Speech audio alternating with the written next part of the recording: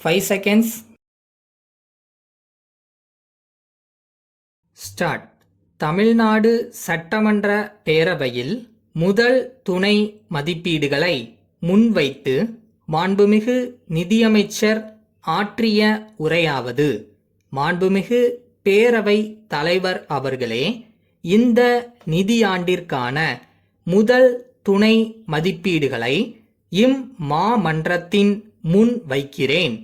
துணை மானிய கோரிக்கைகளை விளக்கிக் கூறும் விரிவான அறிக்கை ஒன்றும் வைக்கப்பட்டுள்ளது என்பதை தெரிவித்துக் கொள்ள விரும்புகிறேன். கடந்த நிதி ஆண்டிற்கான இறுதி துணை மதிப்பீடுகள் சட்டமன்ற பேரவையில் தாக்கல் செய்யப்பட்டதற்கு பிறகு எதிர்பாரா செலவு நிதியிலிருந்து முன் பணங்கள் பெற்று புது பணிகள் குறித்து செய்யப்பட்ட செலவுகளுக்கு மாமன்றத்தின் ஒப்புதலை பெறுவதற்காகவும் எதிர்பாரா செலவு நிதியை ஈடு செய்யும் வகையிலும் இந்த துணை மதிப்பீடுகள் தாக்கல் செய்யப்படுகின்றன என்பதை கோடிட்டு காட்ட ஆசைப்படுகிறேன். வேளாண்மை தொழில்தான் முதன்மையான தொழில் என்பதை உணர்ந்திருக்கின்ற இவ்வரசு வேளாண்மை சாகுபடியில் நீரை சிக்கனமாக பயன்படுத்துவதை ஊக்குவிப்பதற்காக இந்த ஆண்டில் உழவர்களுக்கான சொட்டு நீர் மற்றும் தெளிப்பு நீர்ப்பாசன ஏற்பாட்டினை செயல்படுத்தும் வகையில் தொகையை அனுமதித்து வேளாண்மை துறை என்ற தலைப்பில் அதனை சேர்த்துள்ளது என்பதை இந்த நேரத்தில் நான் கூறிக்கொள்ள விரும்புகிறேன். அடுத்ததாக, விவசாய குடும்பங்களின் வருமானம் வறட்சியின் காரணமாக கடுமையாக பாதிக்கப்பட்டதை கருத்தில் கொண்டு சிறு மற்றும் குறு நில உழவர்கள் அவர்கள் கூட்டுறவு வங்கிகளிலிருந்து பெற்ற பயிர் கடன்கள் மீதான வட்டியை தள்ளுபடி செய்வது தொடர்பாக அரசு உரிய தொகையை அனுமதித்துள்ளது. அதில் முதற்கட்டமாக செலவு செய்ய எதிர்பாரா செலவு நிதியிலிருந்து முன் பணமும் வழங்கப்பட்டது என்பதை நீங்கள் அனைவரும் அறிவீர்கள். அனுமதிக்கப்பட்ட தொகையானது துணை மதிப்பீடுகளில் கூட்டுறவு துறை தலைப்பில் சேர்க்கப்பட்டுள்ளது என்பதை நான் தெரிவிக்க விரும்புகிறேன். பருவமழை தவறியதனால் ஏற்பட்ட இன்னல்கள் எவை எவை என்பது நாம் அனைவரும் அறிந்ததுதான். என்றாலும் புனல் மின்சக்தி உற்பத்தியும் குறைந்துவிட்டது என்பதையும் இந்த சமயத்தில் தெரிவிக்க கடமைப்பட்டிருக்கிறேன். அதனால் தமிழ்நாடு மின்சார வாரியத்தின் நிதி நிலை மிகவும் மோசமாக பாதிக்கப்பட்டுள்ளது.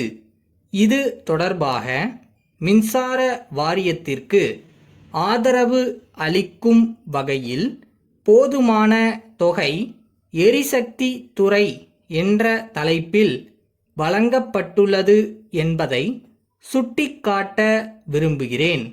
அடுத்து, மாண்புமிகு முதலமைச்சர் அவர்கள் விவசாய தொழிலாளர்களில் தகுதியுடைய குடும்பங்களுக்கு மாதம் ஒன்றிற்கு இலவசமாக 30 கிலோகிராம் அரிசி வழங்கும் திட்டத்தை அறிவித்திருந்தார்கள்.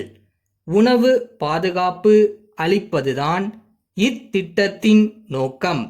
இது தொடர்பாக இயற்கை சீற்றங்கள் குறித்த துயர் தணிப்பு என்கிற தலைப்பில் தொகை சேர்க்கப்பட்டுள்ளது என்பதை தெரிவித்துக் கொண்டு இந்த முதல் துணை மதிப்பீடுகளை இம்மாமன்றம் ஏற்று இசைவளிக்க வேண்டும் என்று இந்த சந்தர்ப்பத்தில் கேட்டுக்கொண்டு என் உரையை நிறைவு செய்கின்றேன்.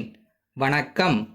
அன்புடையீர், தங்களது நிறுவனத்தின் பெயரை எங்களுக்கு அறிமுகம் செய்து தங்களுடன் வியாபாரம் செய்வதற்கு முதலில் அடியெடுத்து கொடுத்த திருவாளர்கள் ராஜன் சகோதரர்களின் நிறுவனத்திற்கு முதலில் நன்றி சொல்ல கடமைப்பட்டிருக்கிறோம்.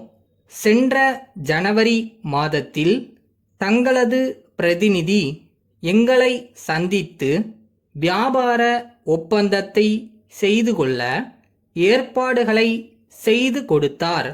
அப்போதிருந்து நாங்களும் தொடர்ந்து உங்களது பொருட்களை வாங்கி விற்பனை செய்து வருகிறோம். சென்ற 3 மாதங்களாக எங்களது வியாபாரம் படிப்படியாக உயர்ந்து வருகிறது. எனவே தங்களது சரக்குகளை அதிக அளவில் வாங்கி வைத்துக் கொள்வது அவசியமாகிறது. எனவே இது சம்பந்தமாக தாங்கள் அளிக்க இருக்கும் சிறப்பு சலுகைகள், கழிவு மற்றும் வியாபார ஒப்பந்தம் பற்றிய விவரங்களை விரிவாக எங்களுக்கு எழுதி அனுப்புமாறு கேட்டுக்கொள்கிறோம். மேலும் தாங்கள் தயாரித்துள்ள புதிய பொருள்களின் மாதிரிகளையும் அதற்கான விலையையும் குறிப்பிட்டு எழுதுமாறும் கேட்டுக்கொள்கிறோம். தங்களிடம் ஒரு கணிசமான தொகையை முன்பணமாக செலுத்தி உங்களது சரக்குகளுக்கு மொத்த வியாபாரியாக இருக்கவும் நாங்கள் சம்மதிக்கிறோம். தங்கள் பதிலை எதிர்பார்க்கும் தங்கள் நம்பிக்கையுள்ள